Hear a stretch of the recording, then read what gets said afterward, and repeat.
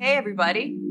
Thanks for tuning in to the Hanging On to Hope podcast. I'm Brenda J. And I'm Karen Wonder. And we are hangingontohope.org.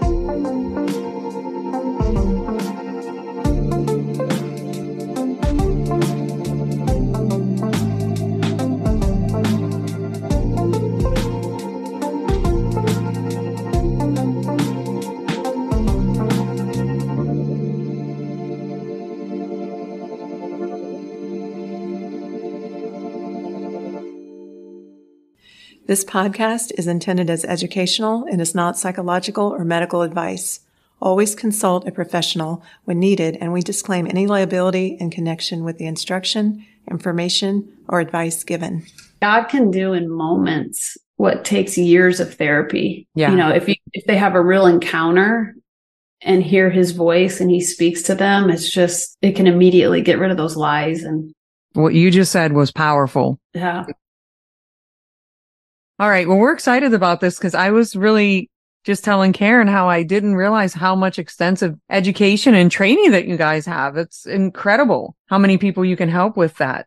So we're excited. Yeah. It's more Holy Spirit than anything. Definitely. Because there's that healing like that we're going to talk about that is unexplainable. It's spiritual and it's supernatural, and people leave that out. And then they never fully heal because they leave that spirit soul healing out.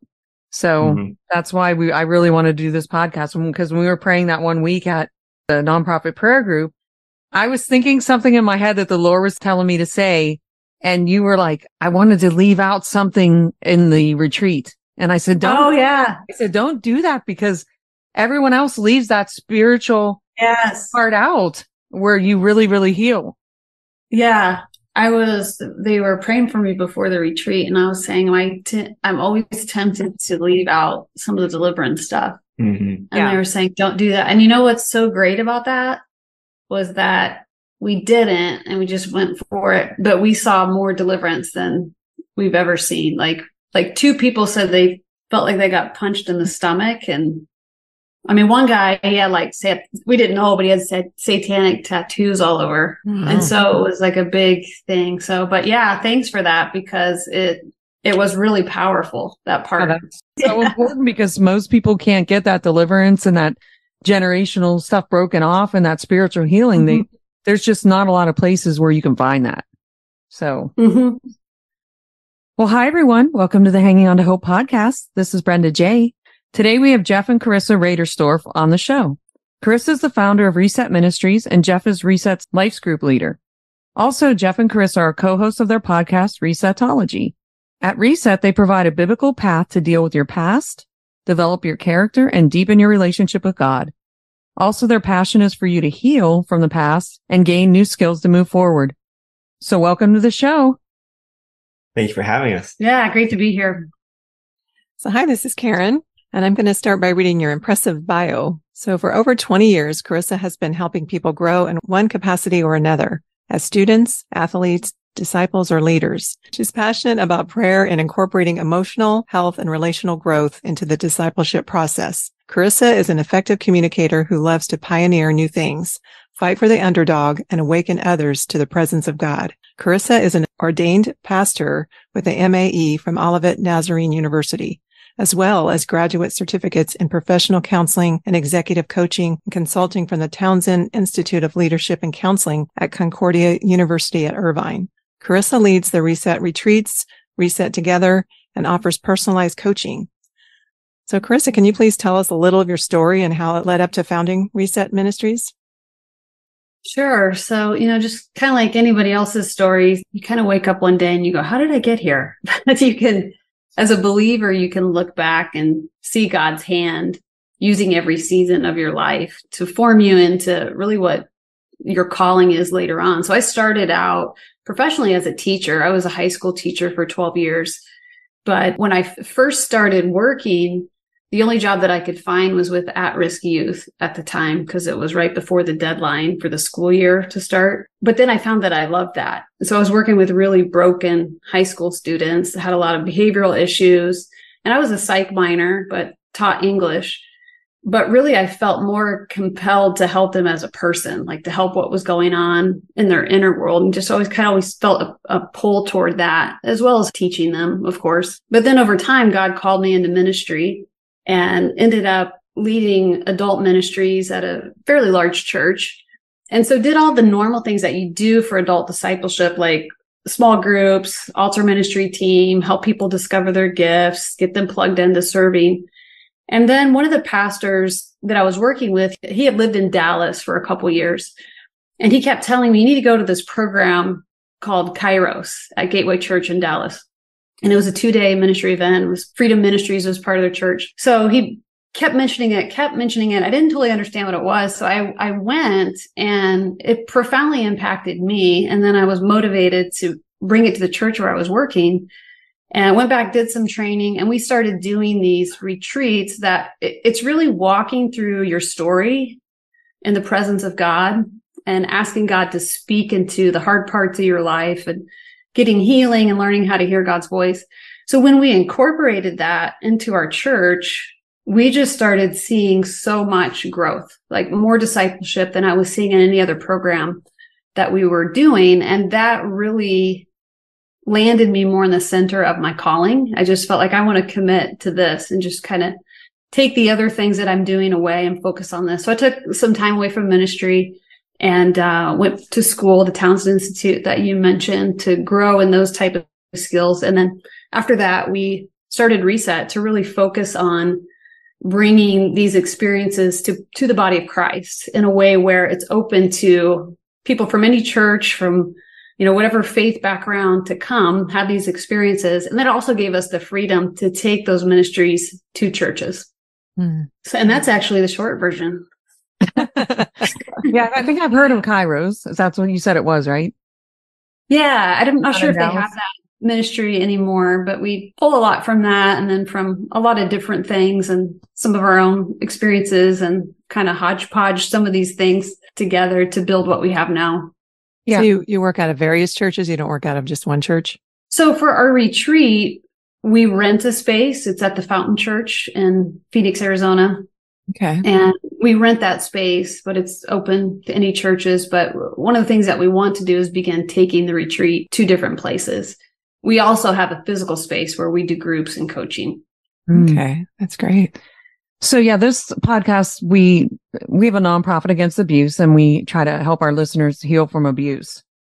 And I don't know if you have any background in that, but most people, I think when you go back and do the deep healing like you did, we find out that we've all just got stuff that we got to work through no matter what. And I'm pretty sure is that what happened to you as well?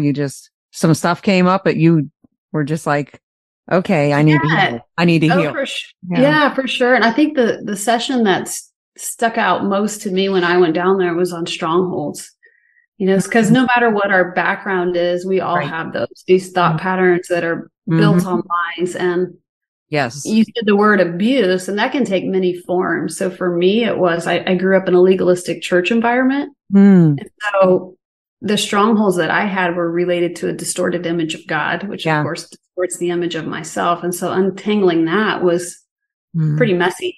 That is hard to untangle. Yeah, we were both in legalistic marriages. So. I was in a legalistic church growing up 22 years. So yeah.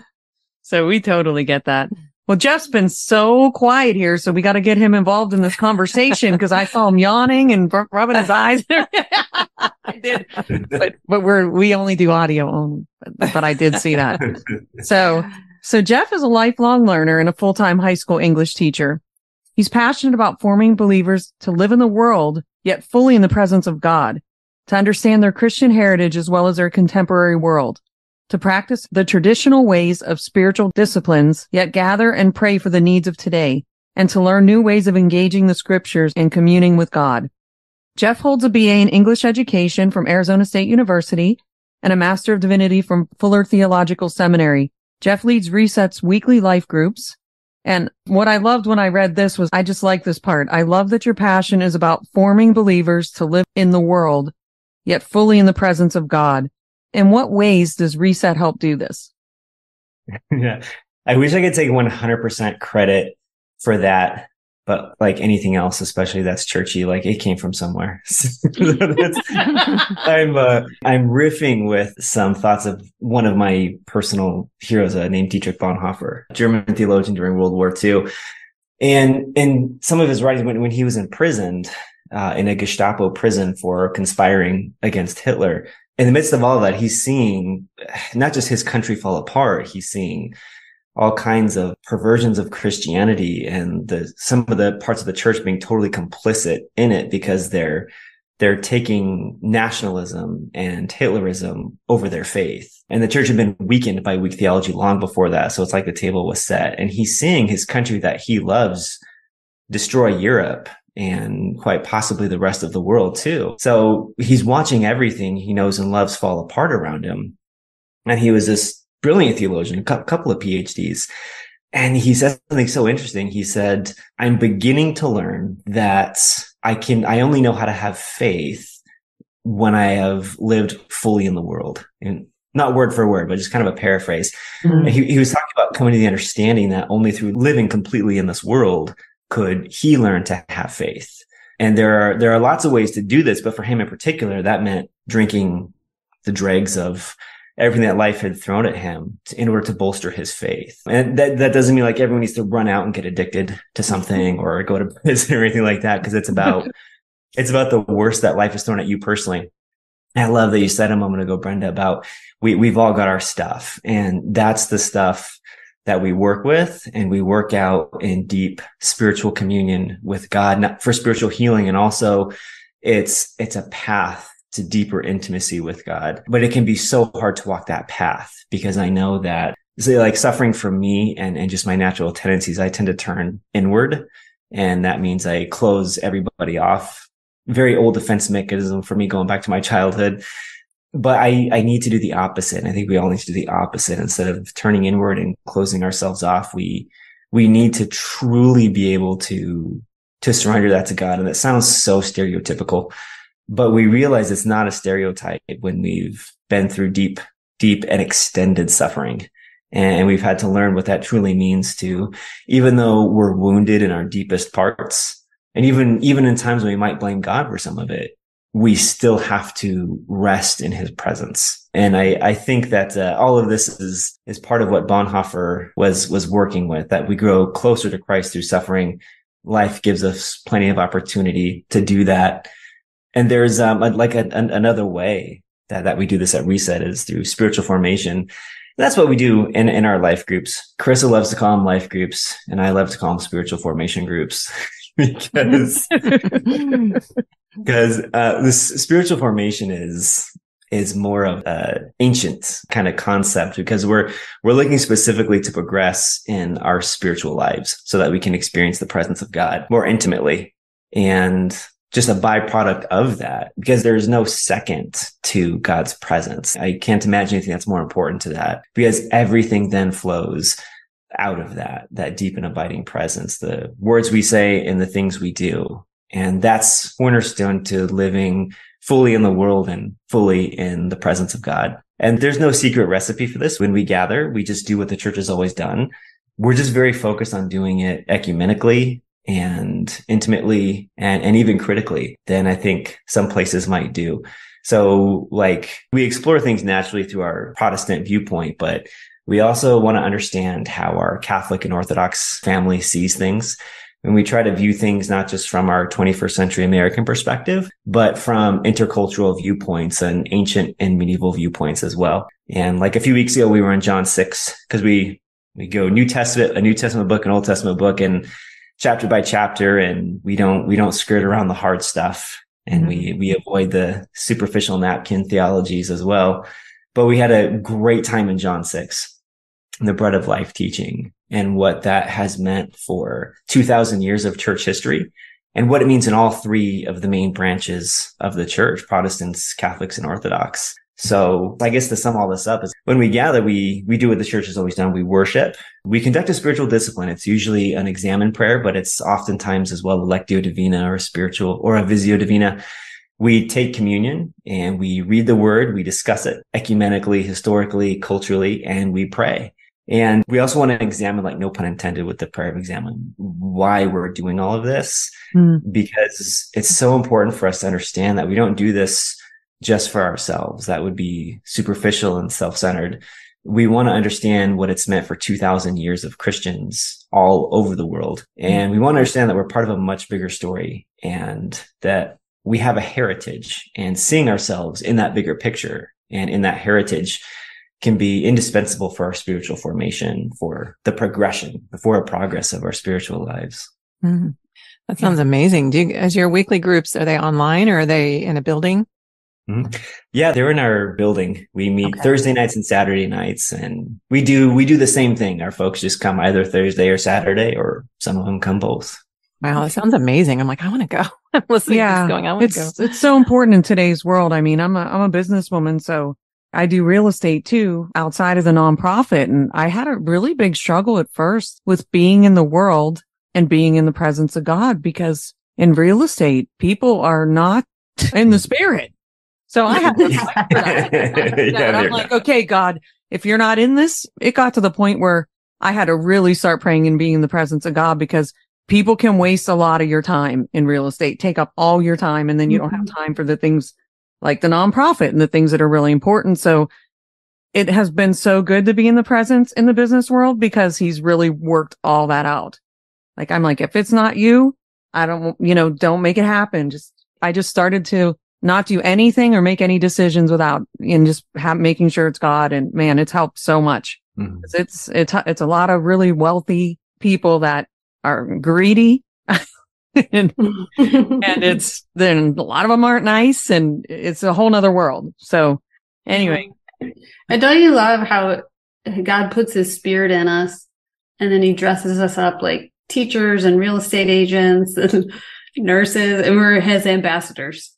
Yeah. Well, I do commercial too. So if you can imagine, it's the same thing for people that own strip malls and buildings. And I gotta be like, God, where are you? And then it's weird. More and more of the commercial deals I've been doing, they're Christian.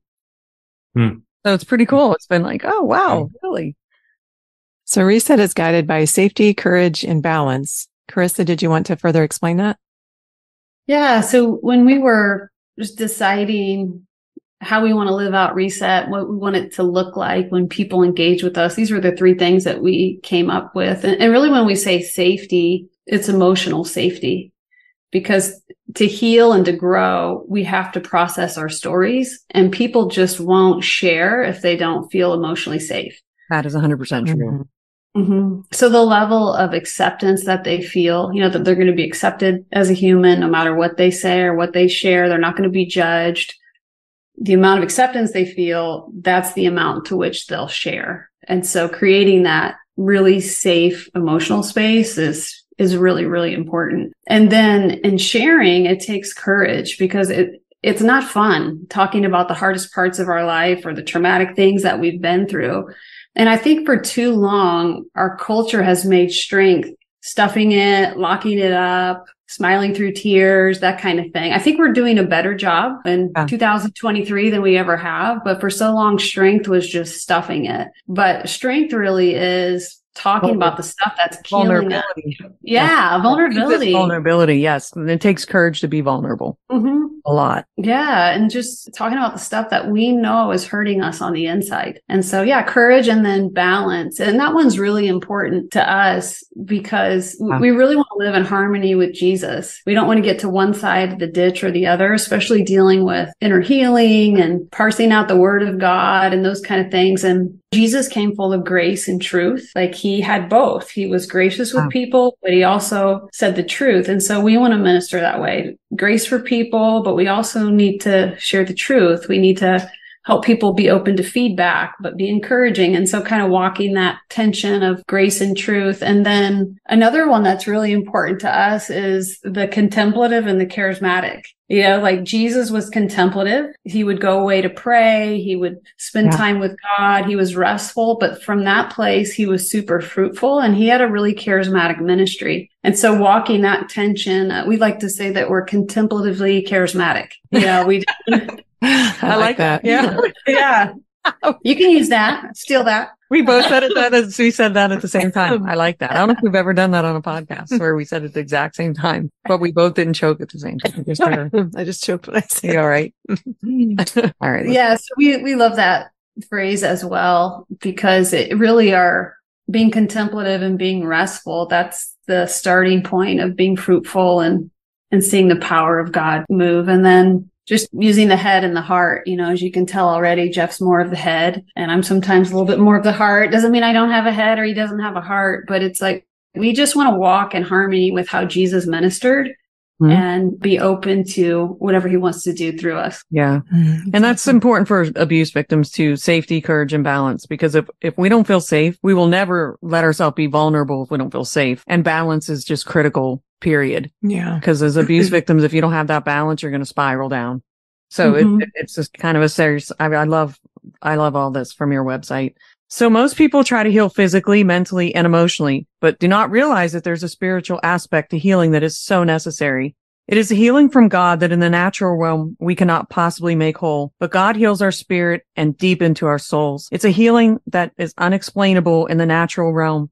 Jeff, why is spiritual healing such an important aspect in the healing process? Super good question. I think I can preface this with, and anybody who has regular contact with me in this kind of a setting, if they hear this, it's like, oh, he's going to go to the dark night of the soul again. He's always talking about dark night of the soul. But no, Chris and I went through a rough spot with the church and everything, and how it can get. For me personally, that was actually just the beginning of God starting this long and very, very dark and brutal dark night of the soul. And a lot of people use that phrase, I think, loosely, just being that guy that I am. Like, I like to dig really, really deep into it. And we go to St. John of the Cross and, the 1500s. And the dark night of the soul is actually the soul's journey towards God. So in a sense, it's a very, very good thing. And it's dark because God is working in places in our soul that we can't see. Yeah. But God does this differently with different people. And, for me, it was like literally right when I'm reading John of the Cross's works, it's like he's writing my story. And it's not the first time I've had that encounter that God has steered me towards this dead saint who wrote my story 500-600 years ago. But I'm reading it. It's just revelatory because it's just, in some of these really dark nights where there's a spiritual darkness as well, God shuts all of that down. He shuts down our ability to see things in our soul, to see what he's doing, but he's working in very deep places in our soul. And it's like, he's carving out these new caves and crevices where he's going to pour his spirit in. And then when he brings you out of it, it's absolutely amazing. I had several days where I felt the grace and presence of God like I'd never felt before. And it started the night I started reading John of the Cross. Like, it had been 2.5 years. And I had reached the point well into that 2.5 years where I was just like, okay, nothing I do works anymore with God. My old ways of prayer, my old ways of worship, all my old ways of communing with God didn't work anymore. And that's actually very typical of a dark night of the soul because God intentionally shuts that down. He wants to communicate with us in new ways, different ways. We like that. I never thought about it that way because I've had many dark nights of the soul, where you don't understand what God is doing. But I totally get what you're saying because I feel like I'm a big journaler. So I journal a lot, especially when I'm in those moments. And you can't see it at the time, but later on you can see that God was doing something and there's fruit that comes from it. So. Well, yeah. And definitely now we're just in a different place in the world, especially with what's going on in Israel and, kind of getting closer to the end times, if that's what people think. Yeah. Whatever anyone's opinion is on that. But I agree. It's just it is a dark world. I feel like I think we have to do things in new ways because we're in new times. Yeah. That's what I was trying to say, but I just messed it all up a minute ago. But that's what I'm trying to say. We're in new times. So he wants to do things in new ways. And I think people need to be open to that. So I do agree. I think we're all kind of went through this dark night of the soul again here. And we're coming out going, wait, he's doing something different now. COVID, and now it's, everything going on in Israel is major. Okay. What's interesting about darkness in the Bible or nights in the Bible is that it actually signals the beginning of something, not the end. So in Genesis, it says there was evening, there was morning, and the next day. So the sequence is that evening, the darkness, is the beginning of something new. So we get up in the morning, the sun comes out at the end of the day, it's dark, that's the end of something. And I think we translate that into seasons of our life. like things got really bad. We go through a divorce, some trauma happens, that darkness signals the end of a thing. But according to the Bible, the darkness is the signal of something brand new. And then when the light comes on, it just reveals everything that God was doing in the dark. Wow. Yeah, that's a good way to look at it. I like that. So Carissa, what do you believe the key components are? Did you want to expound on that, on the spiritual healing, on the process of spiritual healing? Yeah. To be continued. Stay tuned for next week's part 2. You don't want to miss it. Thanks for tuning in to Hanging On to Hope. Check out our website, hangingontohope.org. There are resources on there, and if you would like to donate or volunteer, you can do that through our website. We are a brand new nonprofit, so we appreciate any and all support.